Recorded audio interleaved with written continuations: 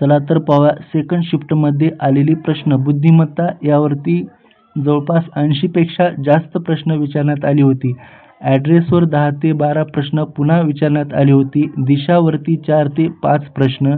त्यानंतर वेन डायग्रामवरती जवळपास 4 ते 5 प्रश्न विचारण्यात आले होते. सिटिंग अरेंजमेंटवरती 15 प्रश्न. पझलवर 2 ते 3 प्रश्न.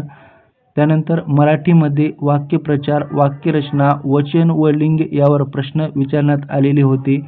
त्यानंतर इंग्रजीमध्ये पॅराजम्बलरवर राईट स्पेलिंग यावर आणि काही समानार्थी व विरुद्धार्थी तसेच वाक्य जुळवणी यावर प्रश्न विचारण्यात आलेली होती. त्यानंतर नंबर सिरीजवर 4 ते 5 प्रश्न विचारण्यात आली होती सेकंड शिफ्टमध्ये.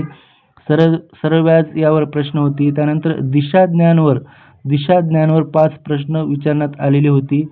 तर सर्वांचा अनुभव हा होता की लास्टला खूप इझी प्रश्न होते, यामुळे बऱ्याच जणांचे प्रश्न राहून गेले. तर टाईम मॅनेजमेंट हे यासाठी महत्त्वाचे आहे.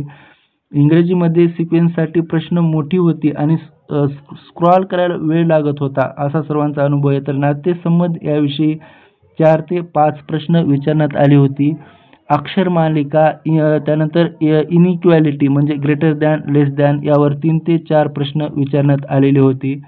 तर त्यानंतर डायग्रामवर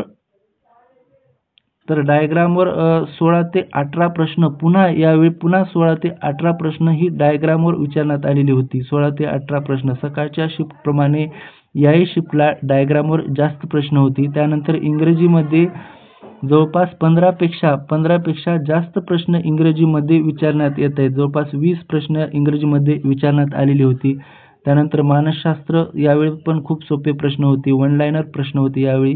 त्यानंतर जी.के. खूप कमी प्रश्न विचारण्यात आलेली होती. जवळपास 2 ते 3 प्रश्न फक्त जी.के.ची विचारण्यात आलेली होती.